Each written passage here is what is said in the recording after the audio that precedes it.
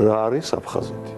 აფხაზეთი არის საქართველოს შემადგენელი ნაწილი, ხოლო ავტონომიის სახით იქნება, რესპუბლიკის სახით იქნება, თუ რაღაც სხვა წარმონაქმნის სახით იქნება, ეს არის უკვე მოლაპარაკებების საკითხი, რაც უნდა აფხაზურმა და ქართულმა მხარეებმა მოილაპარაკონ აი ამ უფლებამოსილების გამიჯვენსა და პოლიტიკური სტატუსის განსაზღვრის დროს.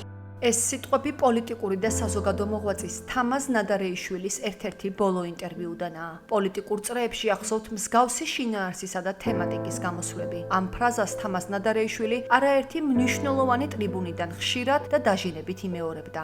მისი პოლიტიკური როლიდან და ადგილიდან გამომდინარე მოუწია ორჯერ გამოსულიყო და ესარგებლა გაერთიანებული ერების ორგანიზაციის მაღალი ტრიბუნით. ეს არ არის ხელწამოსაგრავი მომენტი, მით უმეტეს პლუს კიდევ რომ მას მოუწია, ესე იგი ნატოს საპარლამენტო დაშორისო ასამბლეის სამიტზე გამოსვლა, 12 თუთიანი სიტყვით გამოსვლა, რაც მიუთითებს ესე იგი იმ მასშტაბზე, რომელი მასშტაბიც მას როგორც პოლიტიკოს გააჩნდა. გარდა ამისა, მისი პრინციპული დამოკიდებულება აი იმ ტერმინების მიმართაც უნდა აღინიშნოს. ჩვენი დევნილი ხელისუფლების მოხსენება როგორც ლეგიტიმური, ეს არის უშუალოდ ბატონი თამაზის, ასე ვთქვათ, ესე იგი დამსახურება. ოკუპაციის აი ამ ტერმინის გამოყენებას ყველა ცენტრალური ხელისუფლების თითქმის ყველა წარმომადგენელი ბოლო პერიოდამდე ერიდებოდა. აი თამაზ ნადარეიშვილი ამას არასოდეს არ ერიდებოდა. იგი არსებითად ის რაც მოხდა აფხაზეთში, ხო, მას პირდაპირ უწოდებდა, ესე იგი ოკუპაციას, საქართველოს ტერიტორიის, ასე ვთქვათ, ესე იგი ოკუპაციას. თამაზ ნადარეიშვილი იმ ადამიანთა რიცხვს მიეკუთვნება, რომელთა სახელი წარუშლელად რჩება ქვეყნის ისტორიაში. მან ძალიან ახალგაზრდა ასაკში მოიპოვა შეუპოვარი და უკომპრომისო პატრიოტის, გაბედული წინამძღოლის, სამშობლოსა და თანამემამულეების ბედზე მოფიქრალი, პრინციპული პოლიტიკური ლიდერის ავტორიტეტი. ნადარეიშვილმა შეძლო საერთაშორისო არენაზე გაეტანა სიმართლე აფხაზეთზე და გაძღოლოდა საინფორმაციო ომს. ჩვენ ერთმანეთი გავიცანით აფხაზეთის უმაღლეს საბჭოში, როცა მოვხვდით. ის ნამდვილად იყო ლიდერი, მას ჰქონდა ეს თვისებები, მას ნამდვილად უყვარდა თავისი ქვეყანა, განსაკუთრებით რა თქმა უნდა ჩვენი კუთხე. ის სულით ხორცამდე ქართველი იყო, პატრიოტი იყო და ძალიან ბევრი რაც მას თქვა იმ პერიოდში გამართლდა. მე ვერ ვიტყვი რომ ჩვენ მთლიანად მთელი გუნდი მისი მეთაურობით რაღაც ყველაფერში ესე იგი მართლები ვიყავით ან რაღაც არ ქონდა პატარა გაუგებრობები, შეცდომები, იყო ეს ყველაფერი.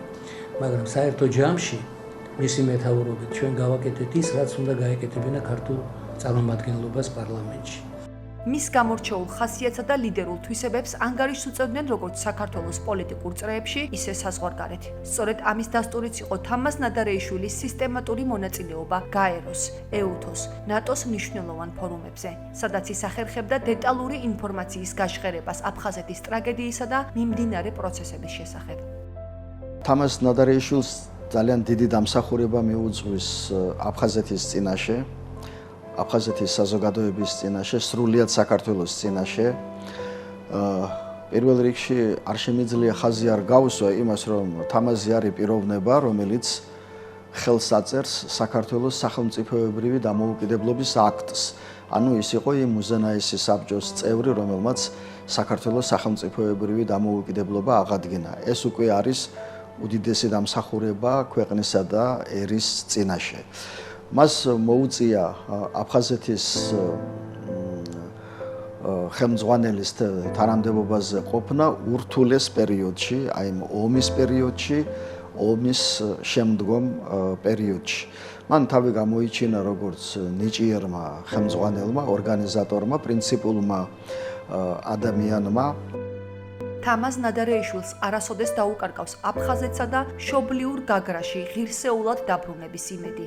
ის თავის თავს როგორც ქართველთა, ისე აფხაზთა პირდაპირ შთამომავლად თვლიდა, რადგან მისი გამზრდელი ბებია აფხაზი, მერი შერვაშიძე გახლდათ. არაჩვეულებრივი ბავშვი იყო მაგი. აინტერესებდა ყველაფერი. ყველაფერი აინტერესებდა. ყველაზე მეტი ისე იგი სამხედრო საქმე, სამხედრო რაღაცები, სამხედრო თამაში, აი ეს აინტერესებდა ძალიან.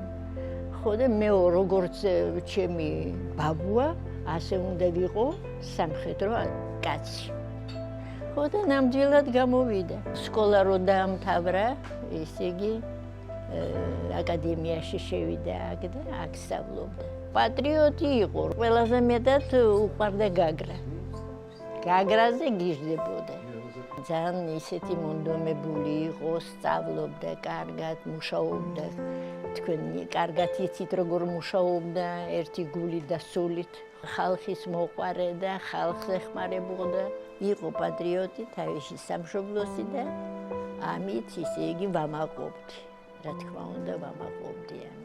მამაჩემის მთელი ცხოვრების კრედო თავიდან ბოლომდე დილიდან ღამამდე 24 შვიდზე მოცნებოდა მხოლოდ აფხაზეთზე და ყველაფერს აკეთებდა იმისთვის რომ რაღაცა ნაბიჯი გადაგვედგა წინ რომ დაბრუნულიყავით აფხაზეთში და იმეც ვიტოვებ რომ ეს მისი ოცნება რომელიც სამწუხაროდ მის სიცოცხლეში ვერ შესრულდა მისი შვილები და შვილიშვილები მოესწრებიან აუცილებლად აფხაზეთში დაბრუნებას. ბავშვობაში სამხედრო სამსახურსა და გენერლობაზე მეოცნებე თამას ნადარეიშვილს აფხაზეთის კონფლიქტის შემდეგ მინიჭებული ჰქონდა გენერალ-მაიორის სამხედრო წოდება. დაჯილდოებული იყო ვახტანგ გორგასლის პირველი ხარისხის ორდენით. იყო გიორგი შერვაშიძის სახელობის სახელმწიფო პრემიის ლაურეატი. არჩეული იყო ინფორმატიზაციის საერთაშორისო აკადემიის აკადემიკოსად. იყო აფხაზეთის პრობლემატიკაზე გამოცემული 4 წიგნის, რამდენიმე მონოგრაფიის და უამრავი პუბლიკაციის ავტორი. ჩემთვის პირველად საამაყო კაცია დღესაც. მთელი თავისი ცხოვრება შეწირა საქართველოს. იყო პატრიოტი კაცი. ბავშვობიდან ნატრაში ქონდა გენერალი გამხდარი იყო, გახდა, მაგრამ გაუძღვა წინ ხალხს. იყო თავდასხმა, იყო სროლა მანქანას ესროლეს მოდიოდა, იყო კაბინეტში შევარდნა.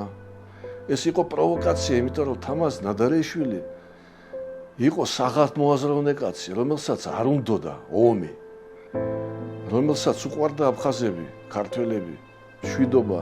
ადრე გარდაიცვალა და მის მერე, რა თქმა უნდა, საზოგადოებამ გაიგო, სად იყო ის და სად არის ახლა სხვა. მსოფლიოს დაანახა რა არის აფხაზეთი რა არის, აფხაზეთის მთავრობა. ჩვენ გვაქვს ლეგიტიმაცია. თამას ნადარეიშვილი წლების განმავლობაში იყო საქართველოს რესპუბლიკის პირველი მოწვევის უზენაესი საბჭოს წევრი. მოწერილი აქვს ხელი საქართველოს სახელმწიფოებრივი დამოუკიდებლობის აღდგენის აქტზე. იყო საქართველოს მესამე და მეხუთე მოწვევის პარლამენტის წევრი. აფხაზეთის მინისტრთა საბჭოს თავდაცვისა და უშიშროების საბჭოს თავმჯდომარე. საქართველოს სახელმწიფო მეთაურის მრჩეველი. მინისტრთა კაბინეტის ვიცე-პრემიერი. აფხაზეთის ავტონომიური რესპუბლიკის უმაღლესი საბჭოს თავმჯდომარე. მე ძალიან ამაყივა რომ ამ ადამიანთან მეგობრობდი, თანაც მეგობრობდი ძალიან დიდი ხნის განმავლობაში და ასეთებად დავშორდით ერთმანეთს, თუმცა ის დღესაც ჩემი მეგობარი რჩება, ადამიანი, რომელსაც უდიდეს პატივს ვსცემ და ძალიან მინდა რომ მისმა იდეებმა გაიმარჯვოთ და გაგრაში როცა ჩავალთ, მას ისეთი სანუკვარი ოცნება ჰქონდა, რომ ნავების გაქერავების პატარა, ასე ვთქვათ, ჯგუფს გახსნიდა და ამას უხელმძღვანელობდა გაგრაში. მეტი პრეტენზიები სხვა არ ჰქონდა და ის ვერ უხელმძღვანელებს, მაგრამ აი ასეთი ჯგუფი შეიქმნება, რომლებიც ნავებს გააქირავებს, სხვაზე საზეიმნოს და მას თამაზ ნადარეიშვილის სახელი დაერქმევა. ეს მისი ნატრა იყო ძალიან დიდი. ასე ქონდა წარმოდგენილი მისი ცხოვრების გაგრძელება გაგრაში. ძალიან მიყვარდა ნავზე კატაოგი. და ვფიქრობდი, როცა გავიждები, ვიქნები ნავების განქერავებელი. ახლა ჩემი ოცნება არის დავბრუნდე გაგრაში და ვიყო ნავების განქერავებელი. 19 ივლისი თამას ნადარეიშვილის დაბადების დღეა. წელს მას 70 წელი შეუსრულდებოდა.